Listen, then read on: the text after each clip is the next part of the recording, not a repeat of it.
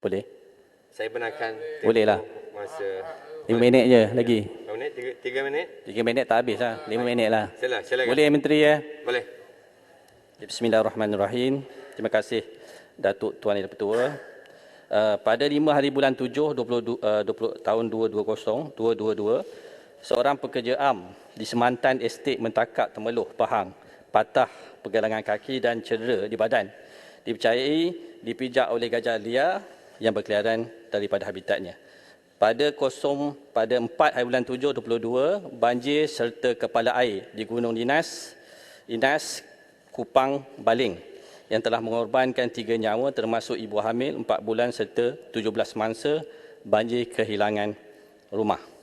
Pada 18 hari bulan 12 2021, banjir balak telah berlaku di Kampung Seri Telemong, Karak, Pahang, telah mengorbankan 3 nyawa dan beribu balak kayu hanyut dan terkumpul di situ.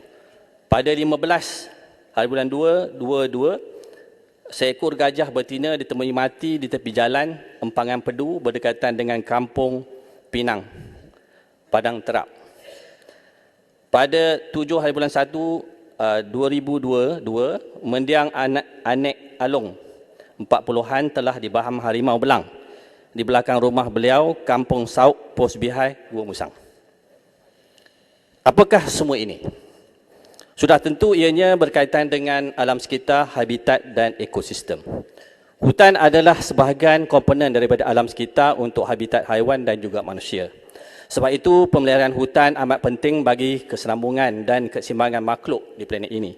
Sudah tentu apabila hutan musnah dan tidak dikawal, ia akan mempengaruhi alam sekitar, habitat haiwan dan juga ekosistem. Harimau dan gajah terpaksa berkeliaran daripada habitat asalnya semata-mata untuk mencari mangsa dan makanan mereka. Di dalam pindaan rang undang-undang perhutanan yang dibawa ini, saya melihat dia lebih kepada mengawal pembalakan haram dan juga mencuri hasil hutan. Tetapi kalau apa yang saya katakan 5 perkara tadi mungkin tidak dapat mengurangkan masalah itu. Ya. Jadi kuasa JPSM terikat dengan perkara 74 jadual 9 Perlembagaan Negara. Di dalam Dewan Yang Mulia ini, pihak kerajaan pusat kenalah serius dan menggunakan undang-undang lain bagi mengawal hutan dan alam sekitar. Mewujudkan dasar baru serta punca kuasa lain yang boleh dibuat bagi memelihara hutan kita.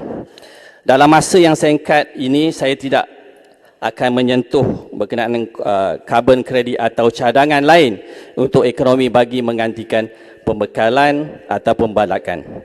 Apa yang saya ingin sebut di sini adalah cadangan, ya, bagi untuk mengawal 5 perkara ataupun 6 perkara yang saya sebutkan tadi, peristiwa, ya. Yang pertama, wujudkan lesen operasi penambangan balak di bawah bidang kuasa kerajaan pusat di bawah JPSM seperti pelombongan. Kerajaan negeri mempunyai kuasa kelulusan lesen tapak, sementara lesen operasi atau pelombongan di bawah bidang kuasa JMG. Yang kedua, kebenaran khas daripada JPJ seperti semua lori balak yang membawa kayu balak mestilah mendapat kelulusan laluan khas sebelum sesuatu kawasan balak diluluskan oleh kerajaan negeri. Kuasa pengangkutan di bawah bidang kuasa pusat. Yang ketiganya, kawalan lesen ekspor kayu balak di bawah MITI ataupun kementerian yang berkaitan mestilah disyaratkan dengan diketatkan. Lesen ekspor mestilah dipohon sebelum kawasan baru balak diluluskan oleh kerajaan negeri. Kerajaan pusat mestilah mewawarkan bahawa kayu balak bukanlah lagi hasil utama negara kita. Tiada alasan lagi Akta Perlembagaan Perkara 74, ya, Undang-Undang Persekutuan dan Negeri Jadual 9, kerana akta ini yang memain peranan yang mana kerajaan pusat tidak ada kuasa, ya. Sebabnya kalau apa yang dibincangkan hari ini, ya, dalam RUU perhutanan ini, saya rasa JSPN tak ada kuasa yang kuat.